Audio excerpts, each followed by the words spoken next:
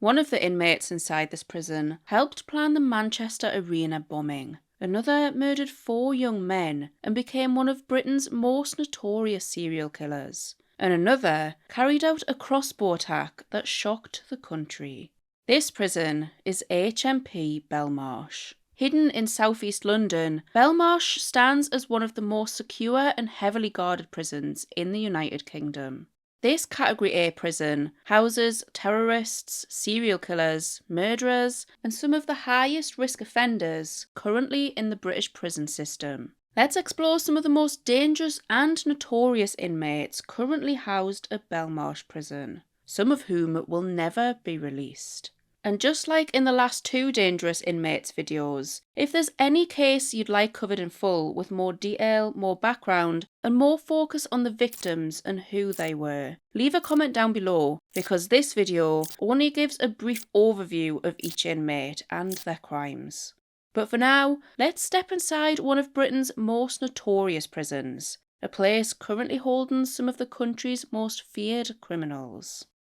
We'll start with one of the most high-profile inmates currently inside Belmarsh, Hashem Abedi. His name is tied to one of the deadliest terror attacks in modern British history, the Manchester Arena bombing. The blast killed 22 people and injured more than 260 others, many of them severely. Although his brother Salman Abedi carried out the bombing and died at the scene, investigators later established that Hashem had been deeply involved in preparing the attack, and he was just as guilty for the murders. Prosecutors said that the bombing was the result of careful and extensive planning over roughly 6 months, with Hashem helping source materials, assemble components, and coordinate preparations with his brother in the lead up to the attack. Just over a month before it happened, both brothers travelled to Libya to visit family. Salman then returned to the UK alone, with the bombing taking place just 4 days later, while Hashem remained in Libya.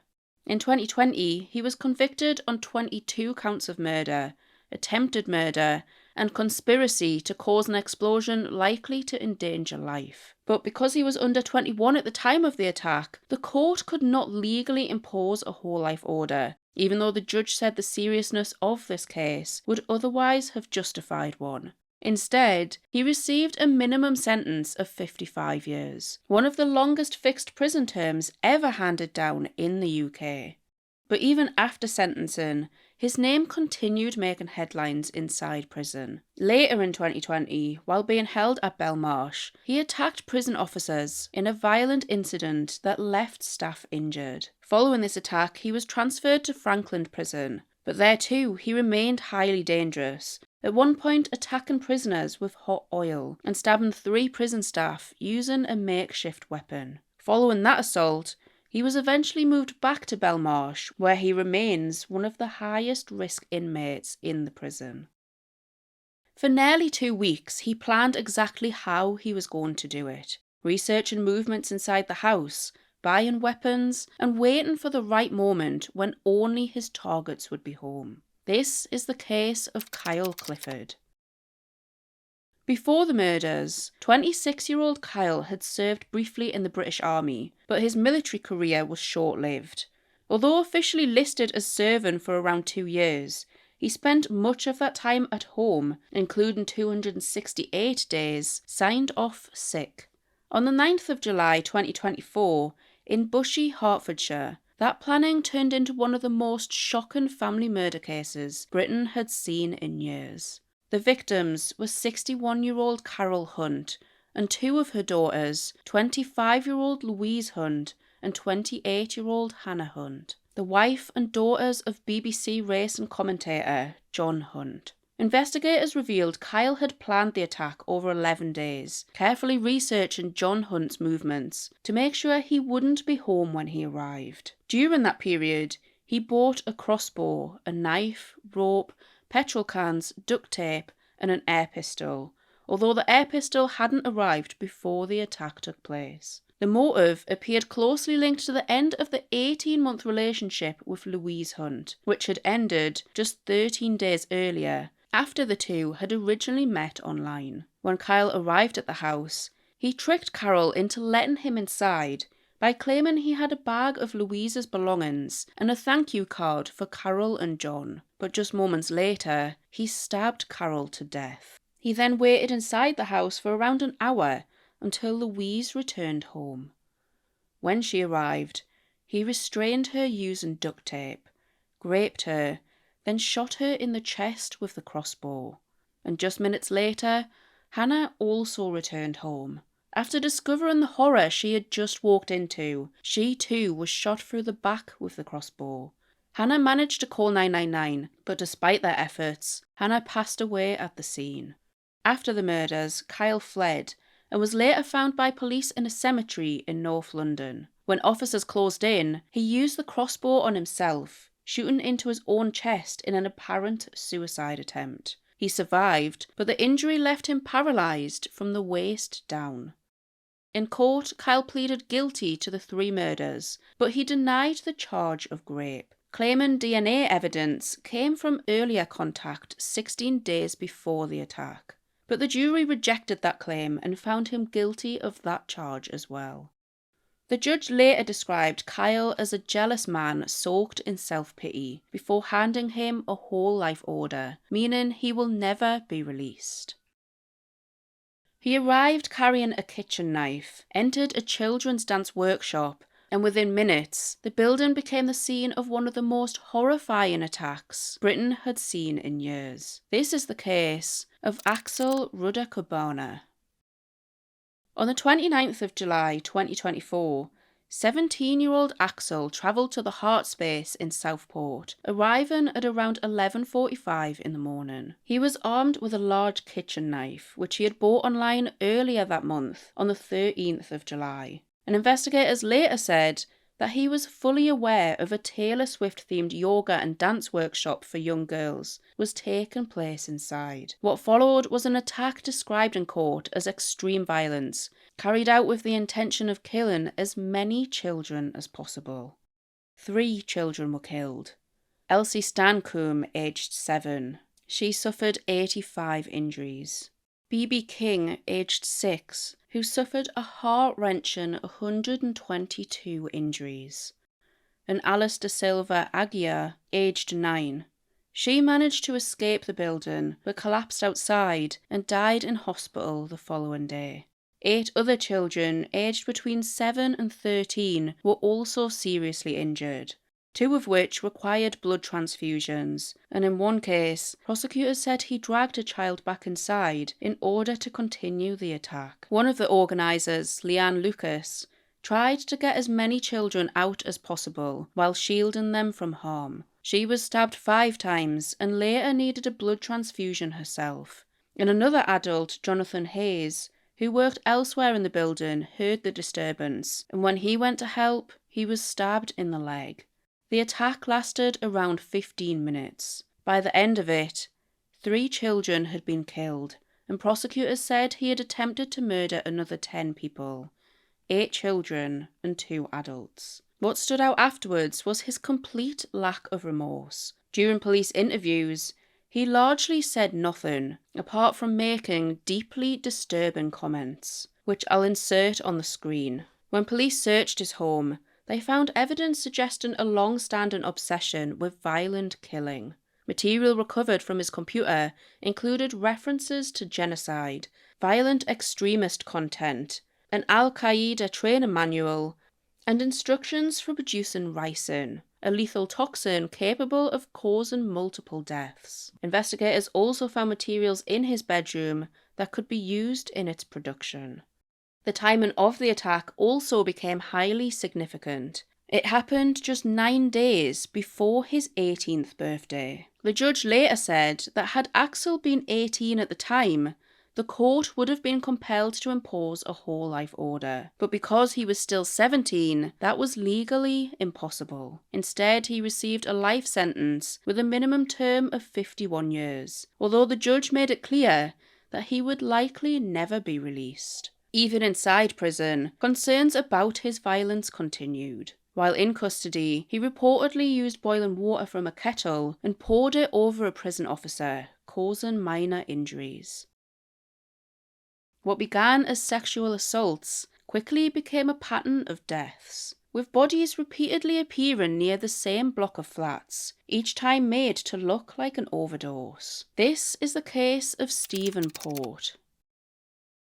Stephen was living in Barking in East London, where he used the dating app Grindr to meet young men, usually inviting them back to his flat. At first, his victims were SA'd after being drugged with a large amount of GHB, but that pattern escalated. His first murder victim was 23-year-old Anthony Walgate. After Anthony died inside his flat, Stephen dragged his body outside onto the street, planted GHB in his pocket, and called 999 himself, claiming he had just found him there and denied that the two had ever met. Emergency ambulance, what's the address of the emergency?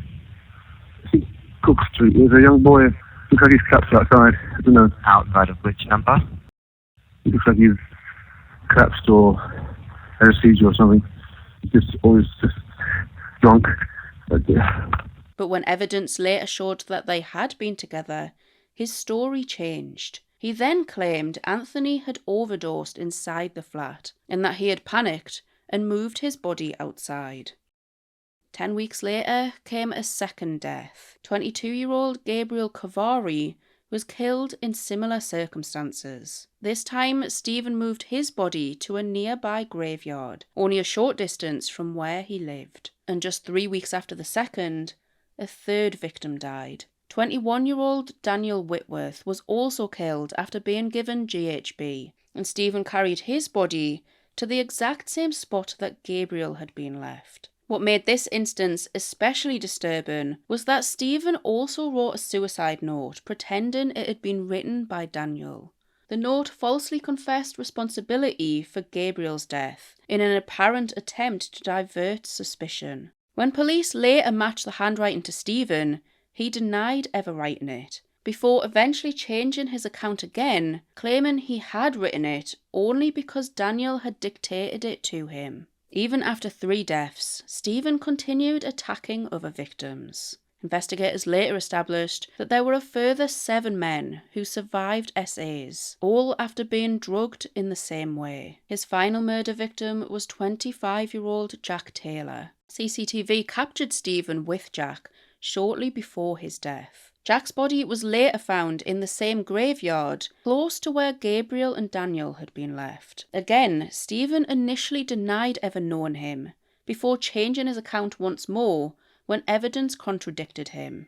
In all 4 murders, investigators said he deliberately placed GHB around the bodies to make each death appear accidental, as though the victims had simply overdosed. In 2016, Stephen received a whole life order, meaning he will never be released. It lasted less than a minute, but by the time it was over, 3 men were dead and several others were fighting for their lives. This is the case of Khairi Saadallah. On the 20th of June 2020, people had gathered in Forbury Gardens in Reading, enjoying a warm evening after lockdown restrictions had started to ease. 25-year-old Saadallah had bought the knife the day before. He was spotted on CCTV destroying his phone. Then, without warning, he entered the park and targeted 2 separate groups of friends sitting on the grass, attacking complete strangers. The first 3 men he reached had virtually no time to react. 36-year-old James Furlong, 39-year-old Joseph Ritchie Bennett, and 49-year-old David Wales were all fatally stabbed. Investigators later said that the attack was so sudden and so fast that these 3 victims were unable to defend themselves before suffering fatal injuries. After that, Saadallah attempted to attack another 3 men, all of whom survived. Witnesses described him moving rapidly between victims before fleeing the park. In total, the attack lasted around a minute. Armed police responded within minutes and arrested him nearby after a short pursuit through surrounding streets. What made this case even more alarming was how recently he had been released from prison. Saadallah had left custody just 15 days earlier. Before this attack, he already had multiple convictions, including racially or religiously aggravated harassment, violent offences, and possession of knives. He had also previously come to the attention of authorities because of concerns around extremist views. Prosecutors later argued that the attack had clear terrorist intent. In court, he admitted to the murders. The judge ruled it an act of terrorism and sentenced him to a whole life order, meaning he will never be released.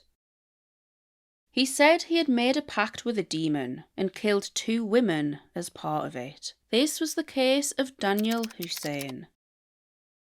On the night of the 6th of June 2020, sisters 46-year-old Bieber Henry and 27-year-old Nicole Smallman were in Friant Country Park in northwest London, celebrating Bieber's birthday with a small gathering of friends. Bieber was not only a mother, but also a grandmother to a 1-year-old boy. Later that night, after friends had left, Danyal entered the park, armed with a knife. Investigators said he attacked both women with extreme violence. Bieber was stabbed 8 times, while Nicole suffered 28 stab wounds. She fought back so forcefully that Danyal cut his own right hand during the struggle. After the killings, he dragged both of the bodies around 75 metres away into a wooded area.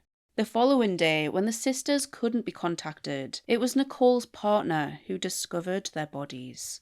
But what made this case especially disturbing is what police later found in Danyal's home. Among his belongings was a handwritten agreement claiming that he had entered into a pact with a demon called Mighty King Lucifuge Rufokal, promising to kill 6 women every 6 months in exchange for winning the Mega Millions super jackpot. The document had been signed in blood. Investigators also found that in the period before the murders, he had been researching both far-right extremist material and satanic ideologies. At the time of the murders, Danyal had only recently turned 18. His birthday had been just 3 weeks earlier, which later became important in court. The judge said that the seriousness of the case would otherwise have justified a whole life order, but because Danyal was under 21, the law at the time did not allow one. This sentencing rule later changed in 2022, when the age threshold was reduced from 21 to 18. Instead, he received life imprisonment with a minimum term of 35 years. 2 suitcases left on a famous bridge led investigators to one of the most disturbing murder investigations in recent years. Inside them were human remains. This is the case of Yostin Mosquera, a case that I've already covered in full on the channel if you're interested in a full breakdown afterwards. In July 2024, people near the Clifford suspension bridge noticed a man acting suspiciously while dragging 2 very heavy suitcases across the bridge that night. And when bystanders challenged him about what was inside, he fled, and police soon discovered why. Inside the suitcase were human remains. The discovery triggered a major investigation that quickly led officers back to a flat in Shepherd's Bush in West London. There, detectives uncovered the full extent of what happened. Yostin had murdered 62-year-old Albert Alfonso and 71-year-old Paul Longworth, a couple who lived at the property. Prosecutors said that the killings were premeditated. Paul had been attacked with a hammer, suffering fatal head injuries, before his body was hidden under a bed, while Albert was repeatedly stabbed. After the murders, Yostin dismembered the bodies and attempted to dispose of the remains. Some parts were even stored in a freezer inside the flat, while others were placed in the suitcases that he later transported across the country to Bristol. Investigators believe he intended to throw the suitcases from the bridge in an attempt to get rid of the evidence, but when people nearby noticed something leaking from the cases and confronted him, he abandoned them and ran. That moment ultimately led police directly to the crime. A couple of days later, Yostin was arrested at Bristol Temple Meads railway station. During the investigation, detectives also uncovered evidence suggesting the murders had been planned in advance, including online searches about fatal injuries and body disposal. In court, Yostin claimed that one of the victims had actually killed the other, and that he then acted out of fear, but the jury rejected that claim. He was convicted of both murders and sentenced to life imprisonment with a minimum term of 42 years. For months, he had been planning something even bigger, a school shooting designed to make him globally notorious. But before that could happen, he killed his own family. This is the case of 18-year-old Nicholas Prosper. On the 13th of September 2024, police were called to a home in Luton, where officers arrived to find 3 members of the same family dead inside the property. The victims were his 48-year-old mother, Juliana Falcon, his 13-year-old sister, Giselle Prosper, and his 14-year-old brother, Kyle Prosper. Investigators later discovered that for around a year after leaving sixth form, Nicholas had been planning a mass shooting on a scale that he hoped would make him internationally known. His intended target was his former primary school, specifically early year children aged around 4 to 5 years old. He had spent months gathering information, taking images of staff and children, and making notes about classes, routines, and assemblies. He fraudulently obtained a firearm using a forged certificate and bought the gun the day before the murders. According to prosecutors, his mum discovered he had a weapon and tried to wrestle it from him.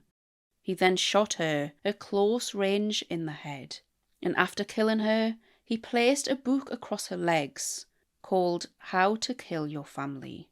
This gunshot woke his sister. Giselle was first shot from a distance with a bullet skimming her head as she ran to hide, but he followed her and shot her in the right eye.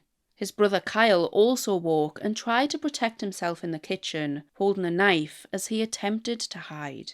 Nicholas shot him in the chest from a distance, but Kyle was still alive, and what followed was described in court as especially brutal. Nicholas stabbed and slashed his brother more than 100 times, while Kyle was pleading for his life. Kyle managed to flee towards the hallway, but Nicholas followed him and shot him dead at close range in the head. After the murders, he hid from the police before surrendering, believing the schools would be on lockdown. While he was hiding, he also uploaded a pre-recorded video to Facebook, showing himself practicing the shooting in his shooting uniform and reading from a script referencing The Walking Dead. Investigators later said that following the murders and the arrest, there was no signs of mental breakdown or immediate distress. Instead, officers described him as inappropriately cheerful. Police got called there to a disturbance and found your mum, brother and sister dead. Explain to me what happened. No comment. Did you kill your mum, brother and sister? No comment. Nicholas received a life sentence with a minimum term of 41 years. And the judge told him, however, you remain highly dangerous, and it may be that you will never be released. Those are just some of the dangerous and high-profile inmates currently held at Belmarsh Prison, a prison that continues to hold some of the most serious offenders in Britain today. And as always, if there's one case here you'd like explored in full, let me know in the comments.